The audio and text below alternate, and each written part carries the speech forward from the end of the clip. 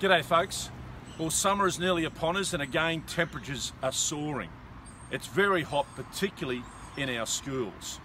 I don't think it's right that I work in air conditioning, that most office workers have air conditioning, even our prisoners have air conditioning, but our school children don't.